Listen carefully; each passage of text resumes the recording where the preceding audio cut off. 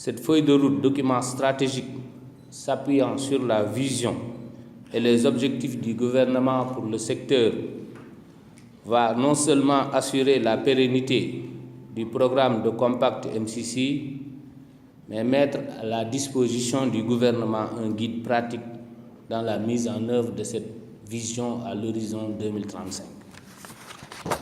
C'est pourquoi je voudrais saisir l'occasion qui m'est offerte pour remercier très sérieusement, au nom de M. le ministre Mansour Eliman Kane, ministre du Pétrole et des Énergies, et au nom du gouvernement du Sénégal, le MCC et le peuple américain pour l'appui et tous les efforts fournis pour aider le gouvernement du Sénégal à formuler un compact ambitieux en 2018 pour un Sénégal émergent. Je confonds dans les mêmes remerciements les partenaires techniques et financiers qui font constamment confiance à notre pays et aux politiques de développement, notamment dans le secteur de l'énergie. Mesdames, Messieurs, depuis 2012, des avancées significatives ont été enregistrées dans le secteur de l'électricité.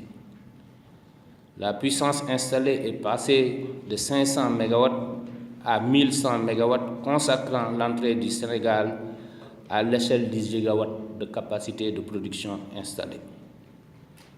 Le temps équivalent de coupure moyen des clients est passé de 40 jours par an à moins de 3 jours par an. La baisse de 10% en moins des tarifs de l'électricité en 2017, après 3 ans d'exploitation sans compensation de l'État à Sénélec. L'électrification de 2216 villages supplémentaires contre 1648 à fin 2012. Ainsi, le taux d'électrification rurale est passé de 24% à 40% à fin 2017, soit 134 000 ménages supplémentaires ou environ 1 100 000 Sénégalais de plus qui ont accès à l'électricité. Pour rappel, l'objectif fixé par M. le Président de la République demeure l'accès universel à l'horizon 2025. À compter du 1er avril de cette année, soit dans quelques jours, Inch'Allah, tous les Sénégalais paieront l'électricité au même tarif, quelle que soit leur position géographique, en milieu rural comme en milieu urbain, corrigeant ainsi une inégalité, voire une inéquité vieille de plusieurs décennies. Cette harmonisation constitue un pas de plus vers le Sénégal de tous et le Sénégal pour tous, cher à son Excellence, Monsieur le Président de la République, M. Macky Sall. Mesdames, Messieurs, ces performances ne pourraient être pérennisées sans la mise en place des réformes nécessaires pour une bonne gouvernance et une organisation optimale du secteur de l'électricité, définissant les rôles et les responsabilités de chaque acteur. Cette organisation doit viser essentiellement l'optimisation du coût moyen de l'électricité ainsi que la réduction des investissements publics dans le secteur. À cet effet, le secteur privé, notamment le privé national, doit retrouver toute sa place dans cette nouvelle organisation. Une place qui ne devra être ni surdimensionnée, ni sous-dimensionnée, mais conforme au rôle qu'il va jouer. En d'autres termes, établir un partenariat gagnant-gagnant entre l'État et le secteur privé.